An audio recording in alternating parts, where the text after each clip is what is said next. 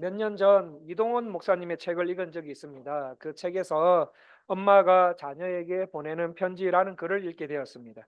이 한 여성도님이 병원에서 정기검진을 받다가 암이 발견되었습니다. 그래서 그 암이 발견이 되었고 이미 암이 오랫동안 진행되어서 자신의 생명이 얼마 남지 않음을 알게 되었습니다. 그런데 이분에게 중고등학교를 다니는 딸과 아들이 있었습니다. 의사 선생님은 이분에게 첫 번째, 고통스럽지만 방사선 치료를 하면서 조금이라도 더 살도록 하는 방법. 두 번째, 이 암은 고칠 수 없다. 이 암은 고칠 수 없으니 집에서 편안히 요양하면서 덜 고통스럽게 죽음을 맞이하는 방법. 이 두 가지 중에 하나를 선택하라고 말합니다. 그래서 이 어머니는 집에 돌아와서 가장 먼저 하나님께 기도합니다. 하나님, 제가 어떤 처지에 놓여 있는지 다 아시지요.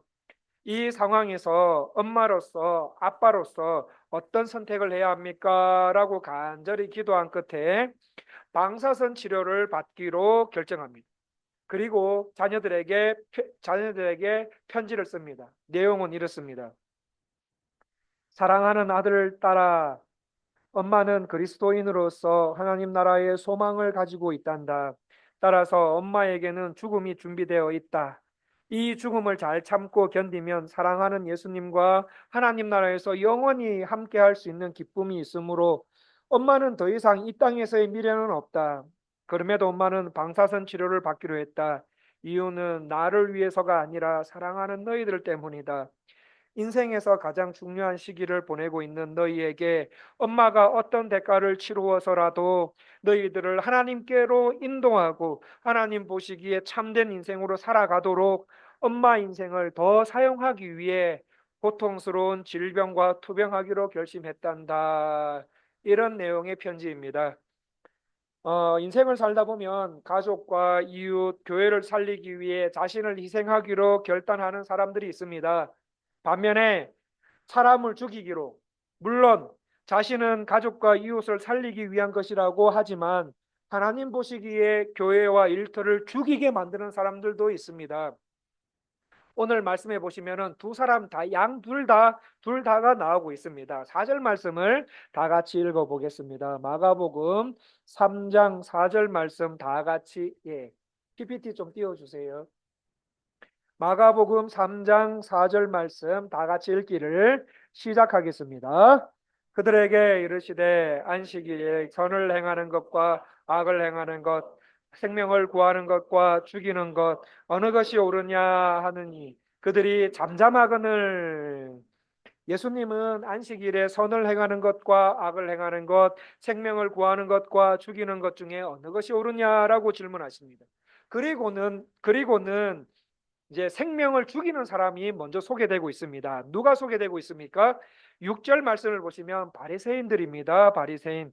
말씀에 나오는 바리새인들은 하나님을 믿는 사람들로 당시 가장 대표적인 종교인들이었습니다.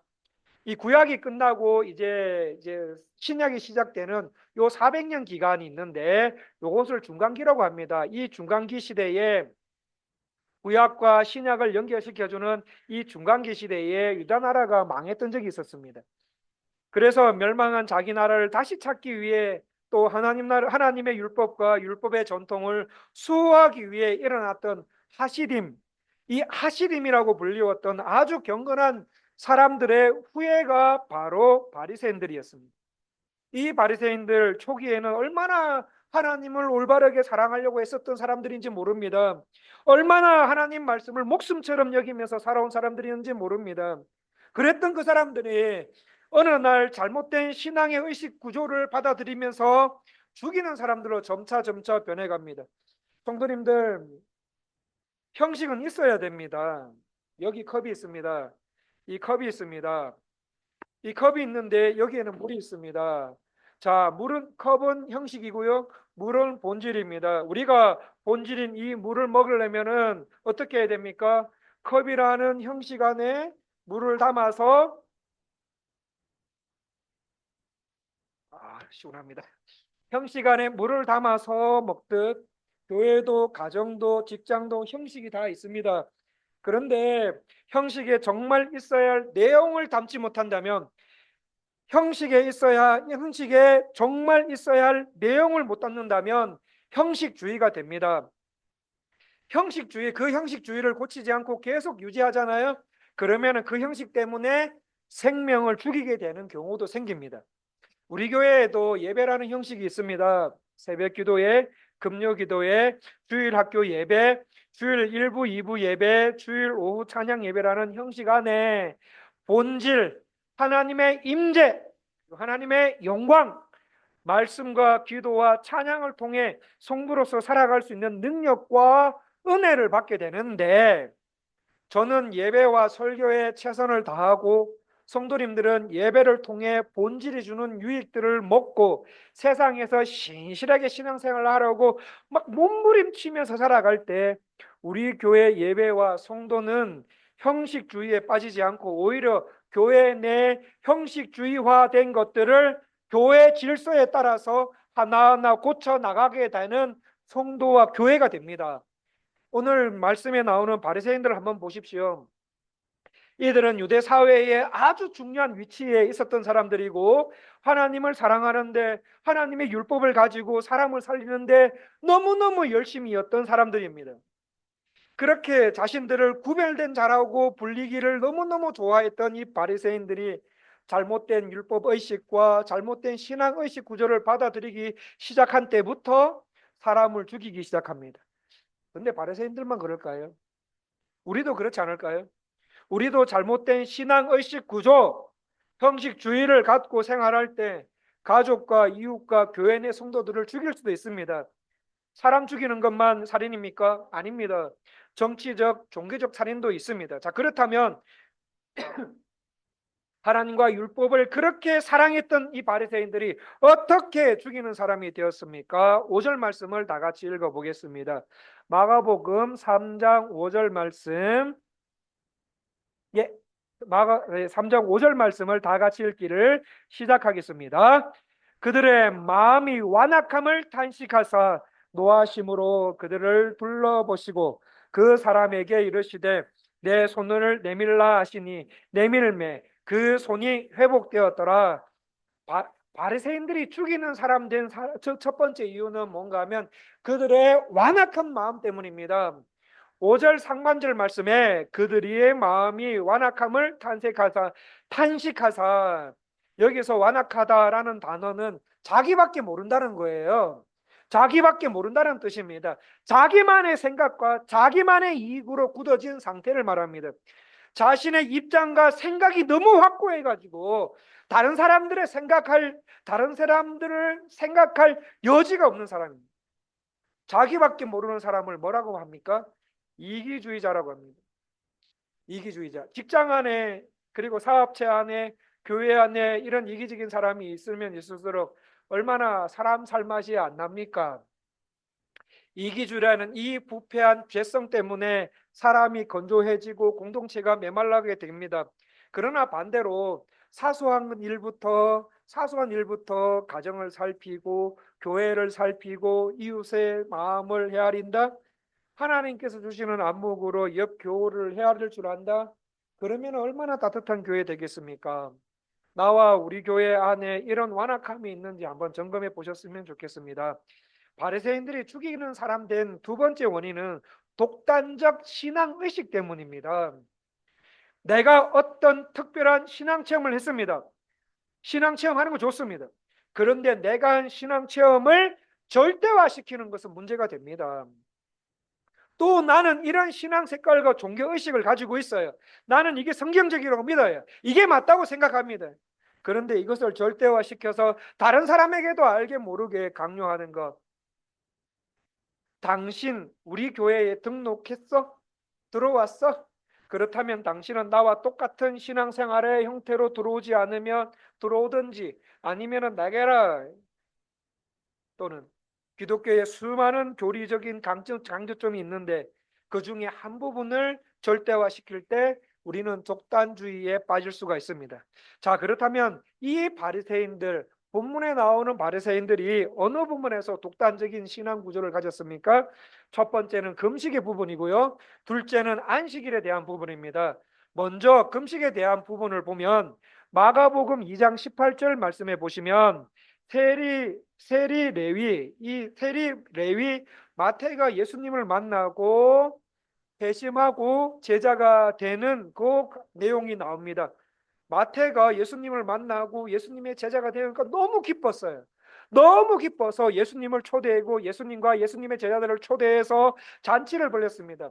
자, 이 잔치를 지켜보던 바리새인들이 요한의 제자들은 금식하는데 어떻게 해서 예수님 당신의 제자들은 먹고만 있습니까? 예수님은 왜 먹고만 있습니까? 라고 말합니다. 지금 분위기가 무슨 분위기입니까? 잔치 분위기예요. 지금 먹고 마시며 기분 좋게 잔치를 열고 있는 이곳에 와서 바리새인들이 한다는 말이 뭐냐? 당신들 왜 금식 안 하냐고. 이런 말 들으면은 성도님들도 갑갑하죠. 이런 사람 만나면 참 마음이 어렵습니다. 이런 말 들으면 잔치집 분위기가 어떻게 됩니까? 금방 얼음이 돼버려요. 어색해집니다. 그런데 성도님들, 바리새인들 말 맞습니다. 금식 필요해요. 금식할 때는 해야 됩니다. 아무리 바쁜 사회생활을 하신다 하더라도 이사야 58장에 나온 그 금식에 대한 교훈과 금식을 함으로 해서 주는 신앙의 유익들을 받으면서 생활하시면 참 좋습니다. 그런데 나는 이때까지 하루도 빼먹지 않고 정해진 끼니를 다 먹으며 건강을 유지하고 있다. 금식할 만큼 하나님께 매달릴 일이 가정과 일터에도 수많이 산적해 있는데도 불구하고 금식 안 하면서 끼니를 다 드신다? 이런 방식으로 건강하신다면 그건 자랑이 아닙니다. 때로는 굶어 보셔야 됩니다. 체질적으로 금식이 내 몸에 안 맞다? 그러면 적당히 먹고 건강을 유지하면서 금식할 때처럼 그렇게 기도에 전념하는 생활도 해보셔야 됩니다. 그런데 문제는 절대화하는 것입니다. 금식이 힘든 사람한테 금식의 절대성을 가지고 사람을 정죄할 때부터 문제가 생기게 되는 겁니다. 기쁜 마음으로 먹고 마시는 잔치집에 바리새인들 와가지고 바리새인들 뭐 말하는가 하면 왜 금식 안 합니까? 그렇게 묻는 바리새인들, 우리는 1년에 한 번씩 하는데 당신네들은 왜 금식 안 합니까? 아니야. 하나님 사랑하는데 1년에 한 번 가지고 되냐? 한 달에 한 번은 해야지. 한 달에 한 번 해서 되겠냐? 그래도 우리는 구별된 자들인데 일주일에 두 번은 금식해야지 하면서 바리새인들은 일주일에 두 번씩 금식하는데 예수님의 제자들은 금식 안 하는 것처럼 보입니다. 그래서 바리새인들이 말합니다. 왜 당신네들은 금식하지 않는가? 이렇게 묻자 예수님은 금식 좋다 그래. 너희 말 맞다. 금식 좋다. 필요하다. 그러나 지금은 죄인 마태가 회개하고 돌아왔다. 고로 지금은 잔치를 해야 할 때다라고 말하고 있는 겁니다. 이 바리새인들이 가지고 있었던 또 하나의 잘못된 신앙의식은 뭔가 하면 안식일에 대한 사고방식이었습니다. 이 마가복음 2장 23절 이하의 말씀을 보시면 안식일에 예수님의 제자들이 밀밭 사이에 이삭을 잘라 먹는 사건이 나옵니다. 자, 그러면 이삭을 잘라 배고파서 예수님의 제자들이 많이 배고팠어요. 자, 그러면은 이삭을 잘라 먹는 사람들에게 아이고 배 많이 고팠나 봐요 라고 말하면 얼마나 좋습니까? 그런데 이 안식일날 바리새인들 안식일날 해서는 안 되는 일이다 하면서 왜 하셨냐고 왜 먹냐고 막 따지는 겁니다. 안식일을 지키느냐 안 지키느냐보다 더 중요한 것은 안식일의 주인은 예수님이시고 사람을 위해 안식일이 존재하는 것을 알면 적어도 이런 말은 안 하는데 바리새인들은 안식이라는 종교의식과 전통을 절대화시키면서 사람들을 정죄하고 있습니다. 왜 바리새인들이 이런 행동을 하는가 하면 바벨론 포로 이후에 학자 겸 제사장인 에스라를 중심으로 율법이 연구되는 그 시기가 있었습니다. 율법이 연구되는 그 시기가 있었는데 그 후에 하나님의 말씀을 잘 지키기 위해서 하나님의 말씀을 더 잘 지키기 위해서 율법에 나와 있는 말씀을 근거로 6천 개의 시행 규칙을 만들게 됩니다. 이 6천 개의 시행 규칙을 뭐라 그러는가 하면 미시나라고 말합니다. 들어보셨죠? 중동 쪽에서 생활하신 분은 다 아시는 분입니다. 이 하나님의 율법에 나와 있는 말씀을 근거로 해서 6천 개의 시행규칙 미시나를 만들게 됩니다. 6천 개의 미시나 중에 안식일에 관한 규정 48개가 있는데 오늘 말씀에 관련된 조항 두 가지만 보면은 들으시면 성도님들 갑갑합니다. 안식일에 사람이 배고플 때 포도원에 들어가서 열매를 먹을 수 있다. 그러나 열매를 그릇에 담지 말 것. 밭에서 손으로 이삭은 따도 되지만 낯을 대지 말 것. 안식일에 곡식을 수확하는 것, 타작하는 것, 키질 하는 것, 음식 장만하는 것 금지. 이렇게 되어 있습니다. 그런데 예수님의, 그래서 바리새인들이, 예수님의 제자들이 미리 이삭을 따먹는 거 보고 바리새인들이 뭐라 말합니까? 안식을 범했다. 왜? 밀 이삭을 자름으로 수확하는 죄를 범한 것이요, 손으로 비빔으로 탈곡하는 죄를 범한 것이요, 껍질을 불어서 날림으로 키질하는 죄를 범한 것이고, 그것을 먹음으로 음식 장만하는 죄를 범했다 하면서 막 안식을 어겼다고 얼마나 정죄하는 겁니까? 또 안식일에 질병 치료에 대해서 한번 보겠습니다. 질병 치료의 허용 범위는 안식일에 출산한다? 오케이, 출산 가능. 기타 전염병, 피부병 중에 위험성이 없는 것은 안식일 다음 날에 치료를 받아야 함.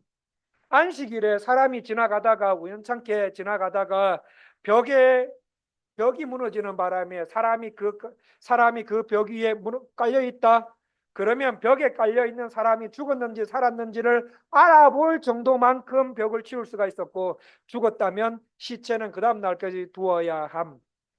골절은 안식일에 치료받지 못함. 수족이 빈 곳에 찬물을 붓지 못함. 손가락 벤 상처에는 보약을 바르지 않고 붕대만 감을 수 있음. 뭐 이런 조항들로 살아간 이 유대인들 안식일에 전쟁도 안 했습니다. 마카비 전쟁에서 수리아군에게 계속 이스라엘군들이 밀립니다. 밀리다가 이스라엘군이 그만 동굴에 숨게 됩니다. 이 수리아군이 동굴의 근처까지 추격해 왔다는 이 사실을 이스라엘군도 알았는데, 우리 같으면 어떻게 합니까? 은폐시설을 만들든지, 돌을 이용해 가지고 은폐시설을 만들든지, 아니면 뭐 다른 일을 하지 않겠습니까? 그렇게 만들면 되는데, 만들 시간도 있었는데, 이 이스라엘군 어떻게 하는가 하면, 오늘은 안식일이다, 돌드는 일을 하지 않겠다 해서 동굴 안에 있는 이스라엘군들이 다 불태워 죽임을 당하는 일도 생겼었습니다. 하나님의 율법은 하나님께로부터 받은 사랑으로 사람을 제대로 사랑하는 건데, 말씀은 사람의 생명을 살리는 능력인데, 말씀을 통해 하나님을 사랑하고 이웃을 사랑할 줄 아는 사람 되는 게 율법의 기초이자 근본인데, 오히려 바리새인들은 하나님을 더 사랑하겠다고 그 율법의 시행규칙 유치원을 만들어 가지고 만든 미시나에 매여서, 여기에 위반하지 않습니까? 그러면은 막 사정없이 정죄해요.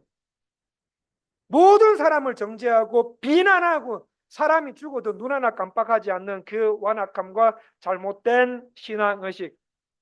성도님들, 안식일은 어떤 날입니까? 하나님께서 6일 동안 천지를 창조하셨고 7일째 안식하신 것을 기념하는 날입니다. 안식일은 하나님께서 더 이상 손댈 것이 없이 완전하게 이 세상을 창조하셨다. 완전하게 창조하신 이 땅에서 인간은 하나님 안에서 생명을 얻고 생명을 누리며 살도록 하기 위해서 안식일을 주신 거예요. 그렇다면 사람이 이 땅에서 생명을 갖고 누리고 살기 위해서 하나님께서 우리에게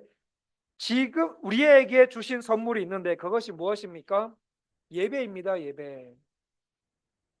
우리는 예배를 통해서 살아계신 하나님을 만나고 하나님을 닮아가고 영혼이 살아납니다. 예배를 통해서 영혼이 살아나고, 예배를 통해서 영혼이 자라납니다. 그러므로 성도님들, 예배 빠지지 마세요. 당회에서 인정한 예배와 기도 모임들을 귀하게 생각하시고 모이기를 힘써 주셔야 됩니다. 자, 그렇다면 안식일의 완성인 주일, 우리가 지금 지키고 있는 주일은 어떤 날입니까? 주일은 한 주간의 첫째 날로 예수님의 부활을 기념하는 날입니다. 예수님의 구원 사역으로 인해서 새롭게 창조됨을 받은 자가 이제 주어질 그 하나님의 나라의 안식을 이 땅에서 예배드림으로 미리 맛보는 날입니다. 그래서 예수님께서 나를 대속해 주시기 위해 십자가 지셨지, 나를 죽음 권세에서 살리시고 부활의 영광에 영원토록 참여하도록 해주셨지. 나에게 이렇게 구원을 주신 성삼위 하나님께 주일날 예배드려야지. 6일 동안 해온 세상 일을 멈추고 교회에 가서 주님 말씀 들어야지. 우리 교회에 도움이 필요한 성도들을 격려하고 도와줘야지라는 마음으로 신앙생활을 하시면 됩니다. 이 주일의 의미를 가지고요, 예배 마쳤는데 몸이 안 좋아요, 좀 으실으실 추워요, 아파요, 그럼 병원 가면 돼요. 병원 가시면 됩니다. 가벼운 식사하십시오. 외식하십시오. 가족들끼리 식당에서 식사하시면서 자녀들에게 오늘 주일학교 예배 드리면서 무슨 말씀 배웠니? 이렇게 묻기도 하고, 받은 은혜와 말씀을 되새기면서 우리 일주일 동안의 예배를 통해 주신 말씀, 그 하나님 말씀대로 살자 하면서 이렇게 주일을 잘 보내시면 평일날도 잘 보내실 수 있습니다.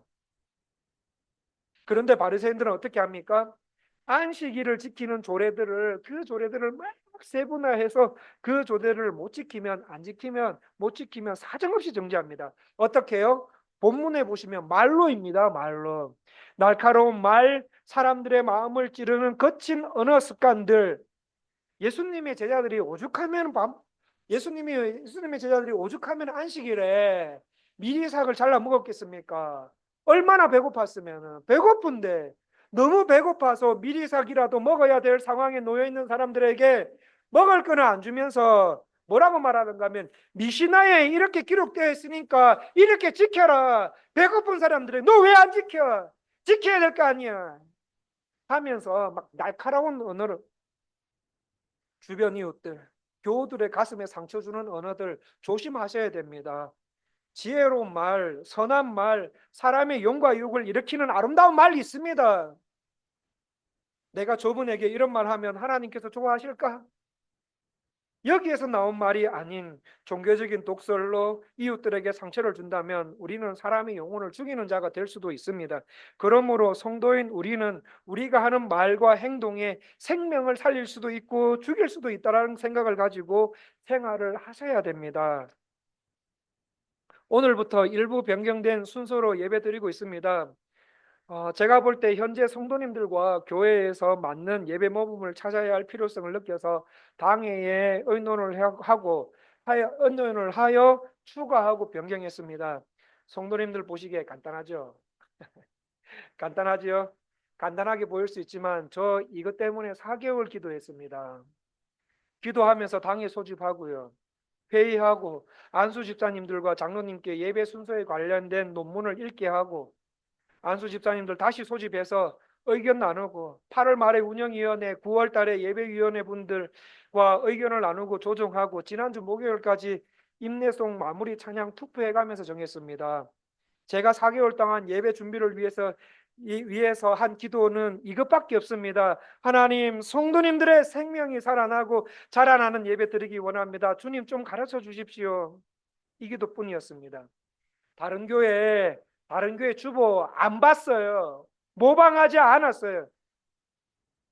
소위 한국에서도 유명한 잘 나가는 그런 교회 주보 보고 이 순서 정하면 좋겠다, 저 순서 이렇게 하면 이 순서, 이 순서로 보니까 성도님들 되게 은혜 받는데, 뜨겁게 찬양하는데, 그런 거 안 베꼈어요. 안 베끼고 장로교회가 표방하는 개혁교회의 예배 방식들과 1800년대 말부터 지금까지 교회에서 시행된 예배 모범들을 공부하면서 우리 교회에 들어오는 예배자들, 그 예배자들의 영혼이 살아나고 또 다른 영혼을 살리는 성도님들 되기를 기도하는 마음으로 예배 순서를 정했습니다. 오늘 처음이라 좀 어색하지요. 어색한 감이 있지만 더 하나님께서 기뻐하시는 예배로 개혁해 나갈 수 있도록 기도해 주셨으면 좋겠습니다. 이 본문을 계속 보시면은 이제는, 아까는 죽이는 사람들이 소개되고 있는데 이제는 생명을 살리는 분이 계십니다. 누구십니까?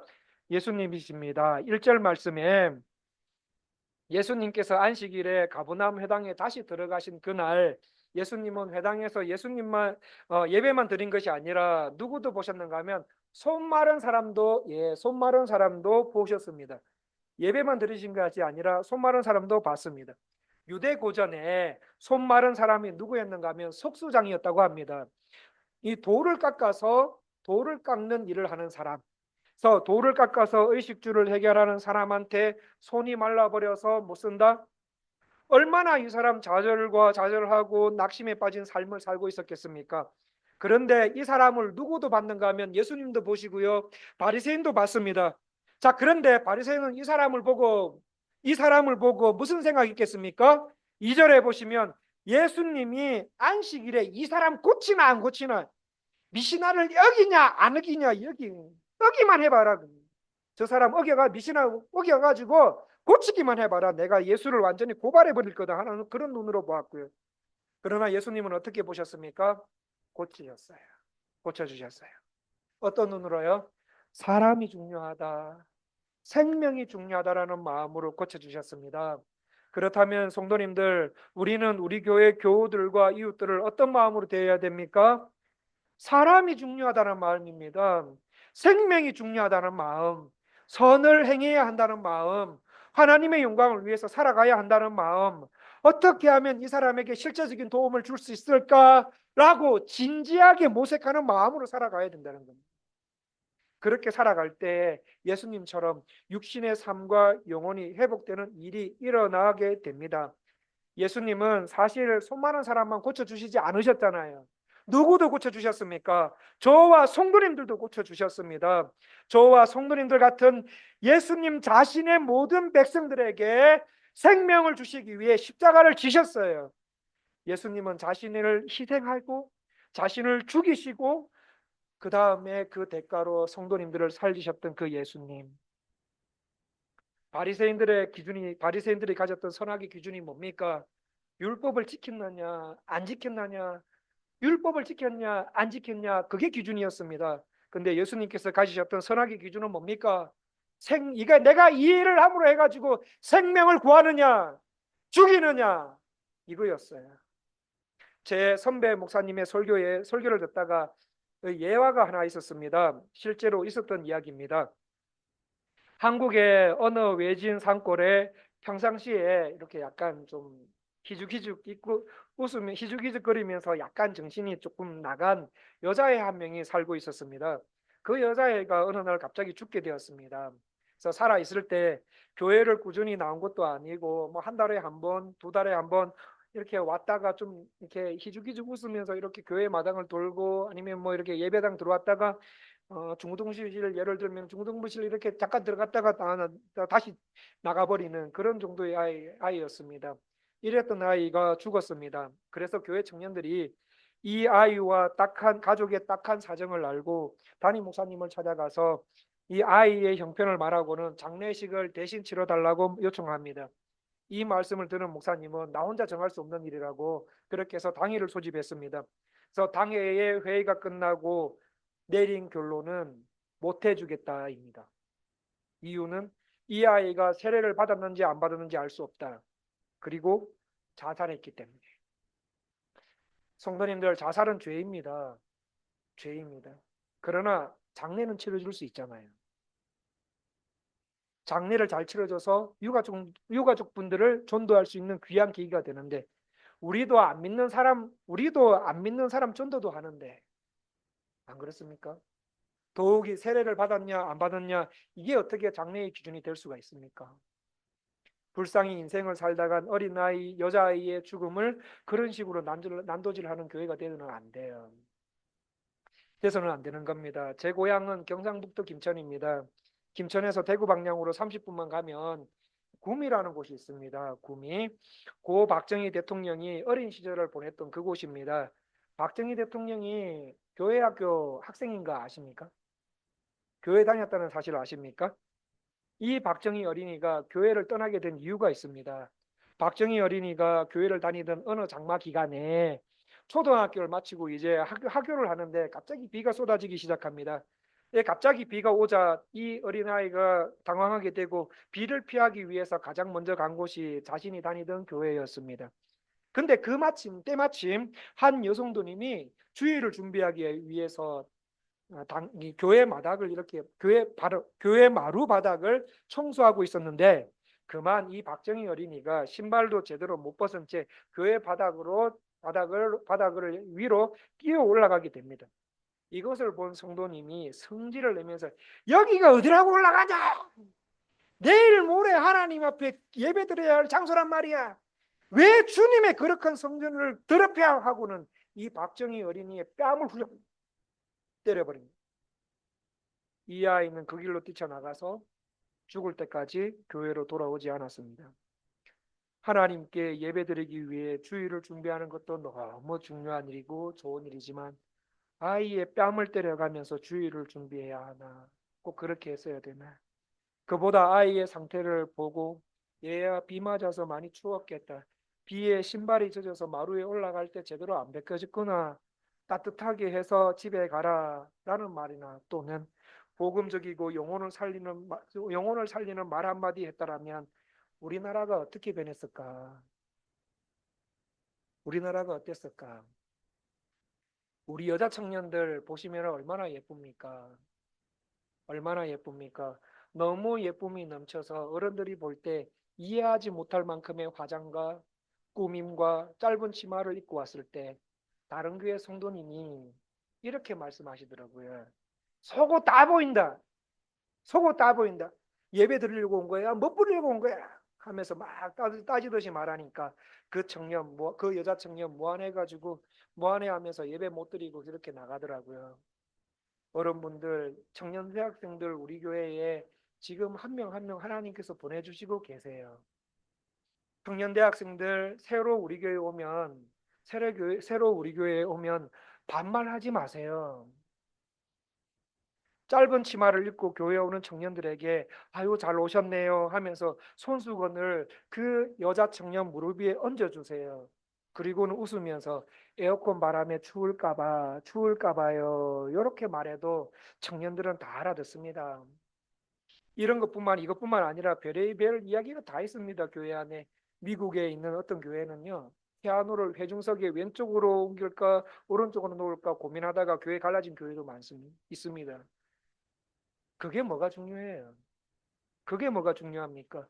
생명을 구하느냐 죽이느냐 여기에 맞춰서 성경을 찾고 기도하면서 판단하면 되지.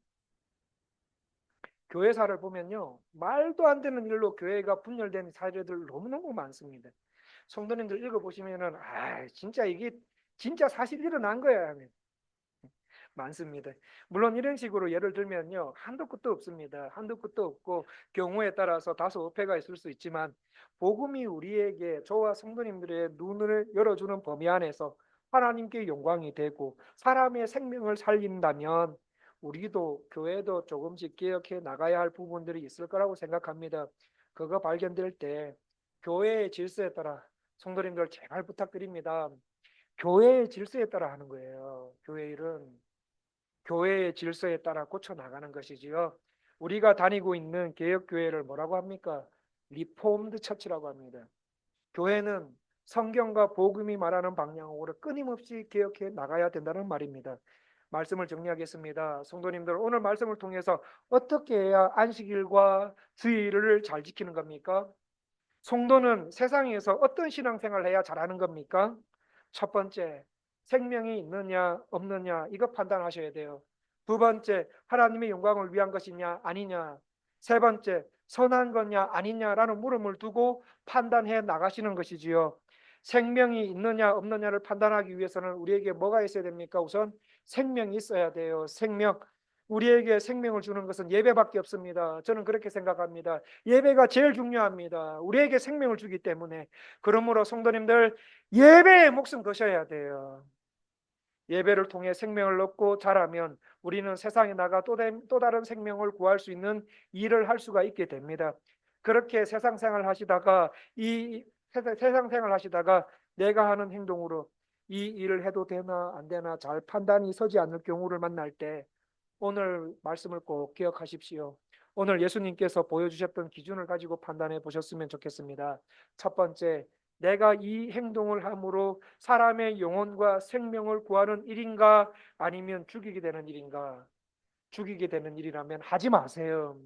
두 번째, 내가 이 행동을 함으로 하나님께 영광을 올려드릴 수 있는가 아닌가? 세 번째, 주님 보시기에 선한 일인가 아닌가, 이 세 가지 물음을 가지고 성경을 잡고 기도로 두드리면서 판단하셔야 됩니다. 그렇게 해서 사람을 살리는 성도님들 다 되시기를 간절히 원합니다. 우리가 쏟아내는 말들 중에 우리가 쏟아내는 말들, 완악함, 신앙적인 독단주의, 교회 내 이기주의, 전혀 복음을 영접한 사람이 할 수 있는 행동이 아닌 것으로 사람을 망가뜨릴 수가 있고요.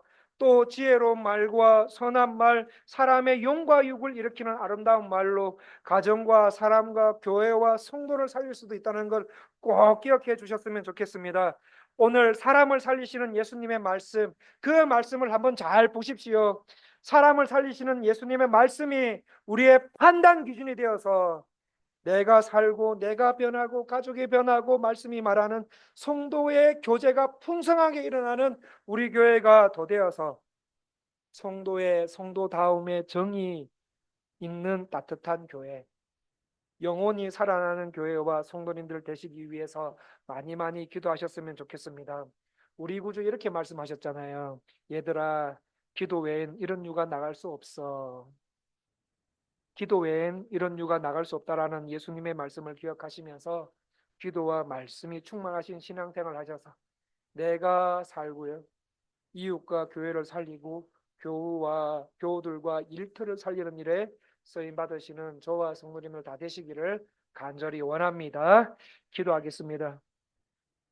하나님, 오늘 말씀을 통하여서 예수님이 사람을 어떻게 살리셨는지, 어떤 판단의 기준을 가지고 살리셨는지 우리에게 보여주셔서 감사합니다. 예수님께서 사람을 살리는 일을 하셨듯이 사람을 살리는 우리 깨라따로 은혜 장로 교회가 되게 하시고 사람을 살리는 우리 성도님들 다 되실 수 있도록 도와주시옵소서. 예수님 이름으로 기도합니다. 찬송가 449장 1절, 2절, 4절, 5절 찬송하시겠습니다.